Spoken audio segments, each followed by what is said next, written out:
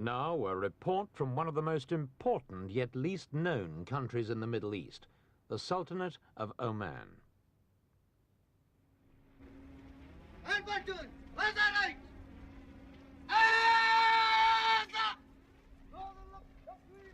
These troops have just returned from the wild and mountainous province of Dhofar in the southwest of the country.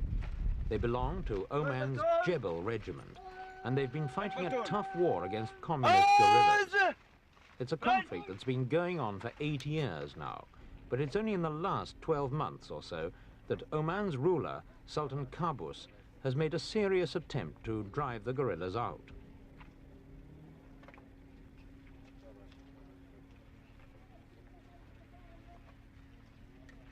The Sultan's army is led entirely by British officers. The troops are locally recruited Omani tribesmen and mercenaries mainly from the northern states of Pakistan.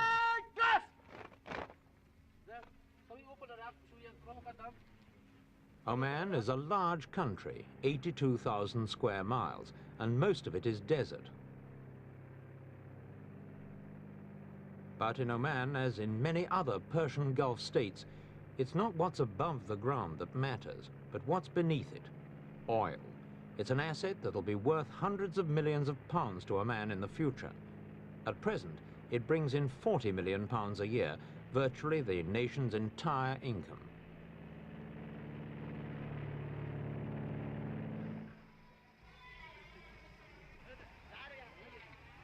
Nobody knows exactly how many people there are in Oman.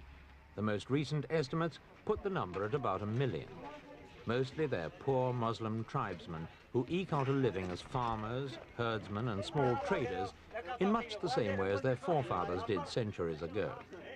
Another tradition that hasn't changed with the years is the carrying of arms, a matter of great pride to many tribesmen. The tapping of oil in Oman in 1967 should have improved conditions in the country. But because of the reactionary attitudes of the previous sultan, none of the oil revenues was used to benefit the people.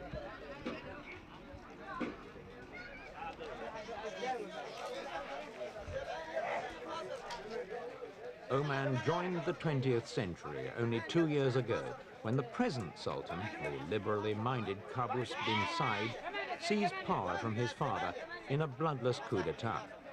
The old sultan, an austere Muslim, had lived the life of a recluse for 40 years, surrounded by slaves and all the ancient and outmoded ritual of tribal rule.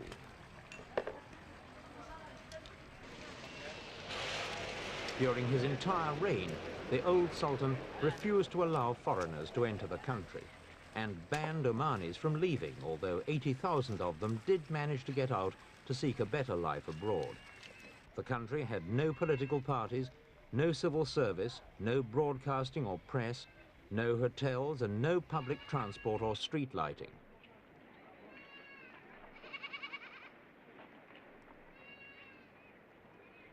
The Sultan issued personal decrees about practically everything. He forbade smoking in public, and even applications for bicycle licenses had to be personally signed by himself. He was against the use of bricks in building, commanding instead that all houses should be constructed of mud and wattle. It was not surprising, therefore, that thousands of Omanis fled the country and others took to the hills of Dhofar to become guerrilla fighters. The Dhofar rebels are mainly Marxists, operating out of bases in South Yemen, whose own revolutionary government has given them considerable support. In 1964, when the rebellion began, their aim was simply the overthrow of a medieval tyranny in Oman. Since then, the movement's been taken over by the communist-led Popular Front for the Liberation of the Occupied Arabian Gulf, which has the wider goal of sweeping away all the sheikdoms of the Persian Gulf. Until a year ago, these guerrillas controlled 80% of Dhofar province and looked capable of setting up their own state. They established their own schools in which the philosophy of revolution was combined with more ordinary subjects. 1, 2, 3, 4, 5, 6, 7, 8, 9, 10.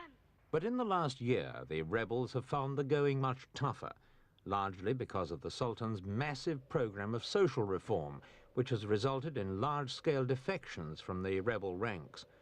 Almost overnight, their numbers dropped from 2,000 to 800, but the hardcore elected to keep on fighting. Most of the rebels' arms come in by camel train from South Yemen. They're mainly Chinese in origin and include sophisticated weapons like this recoilless rifle.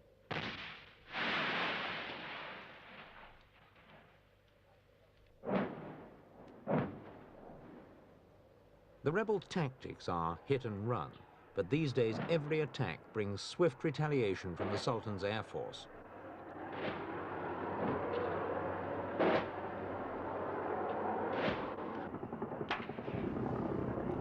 The problem with fighting a war in a country like Oman is communications. One of the reasons why the Sultan has been able to gain the upper hand during the past year is that he's been able to use helicopters to transport both men and supplies to the front line.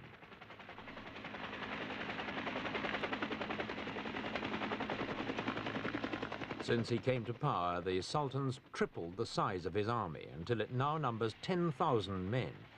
A noticeable feature of this force is that all 250 of its officers are British, either regulars hired out by the British Army or mercenaries officially described as contract officers.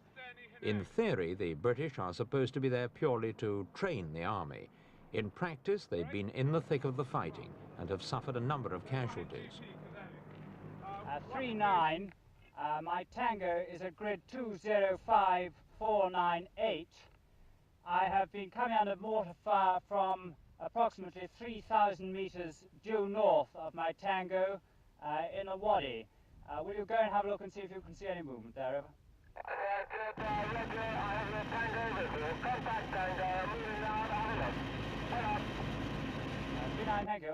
The overall strategy is to confine the guerrillas, then defeat them by cutting off their supply lines.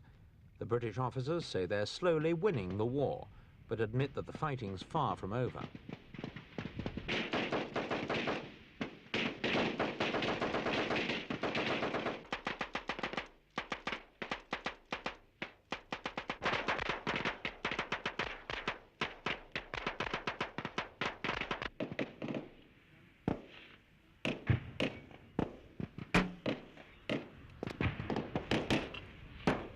The key to the Sultan's success is his air force, which operates from the British base at Salalah. The base has frequently come under rocket fire from guerrilla commandos.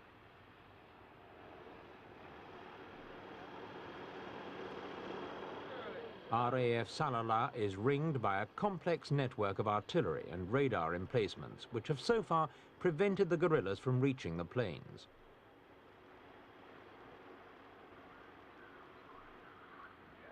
Although the base is supposed to be for the RAF, most of it is given over to the operation and maintenance of the Sultan's own air force by British pilots and technicians. The force consists of Strike Master jet fighters, helicopters, and an invaluable fleet of Sky Van transporters.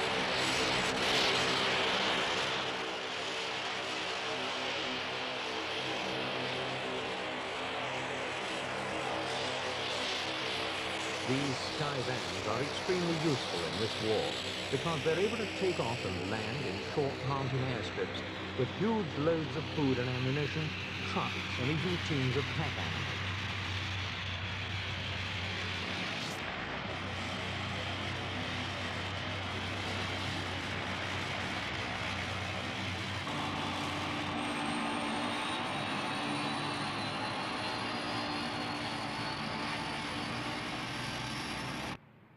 The man the Dhofar rebels want to overthrow is 31-year-old Sultan Qaboos bin Said, English educated and graduate of the British Military College at Sandhurst.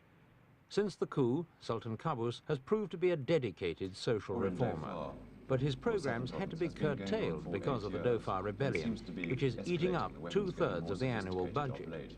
How did he plan to defeat the guerrillas? Well, the short answer to that really, to make it impossible for them to continue. But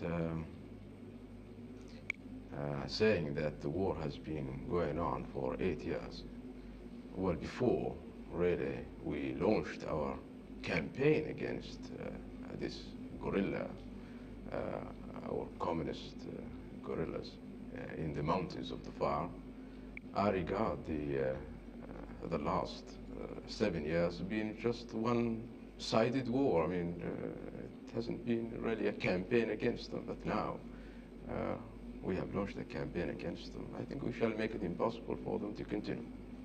Thank you very much. As your development plans are going ahead remarkably fast, you must need an awful lot of technicians, skilled technicians. Yes. And I gather there are 80,000 Omanis still working in other countries, in other parts of the Gulf. Are you hoping to wean these back to the Oman, or are they potentially explosive material, having been opened to revolutionary influences? While we shall not welcome anybody who would like to come with the intention to make trouble here, we certainly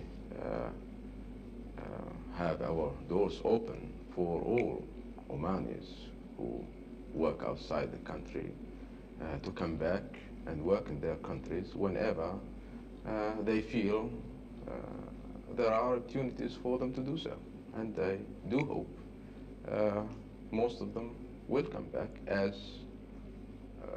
quite a number of them have come back to this country. Yes. So when you were in... If the exiled Omanis do decide to return, and 3,000 of them already have, they'll find no shortage of opportunity. Oman is now bristling with development projects. One example is here at Sur, which is scheduled to become the center of a major fishing industry. The planners believe the waters around Oman are so rich that fishing could become as important as oil.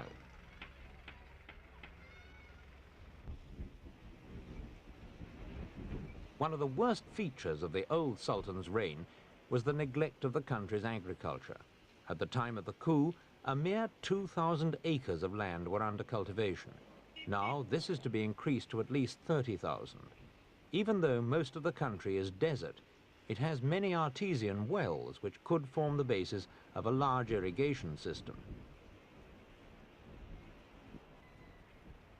Muscat, the capital, is a picturesque city set by the sea against a backdrop of impressive mountains, and it's here that Oman's advancement into the modern world is most obvious.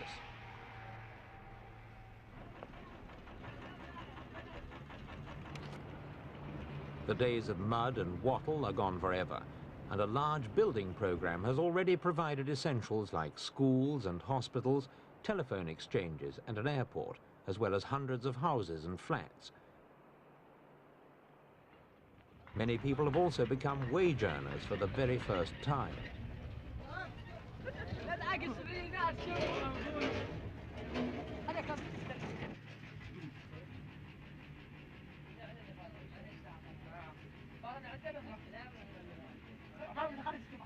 The risk for Muscat is that it may be the victim of a planning muddle.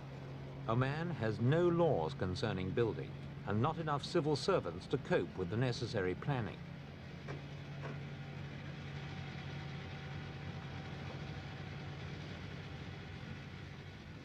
Before the coup, there were only a few hundred vehicles in the whole country. Now there are 5,000, and Omanis are actually having to get used to traffic jams. All this progress has led to the emancipation of women. 2 years ago, these women would never have dared to uncover their faces in public. And where the camels once idly roamed the streets, now there's the roar of speeding Japanese motorcycles.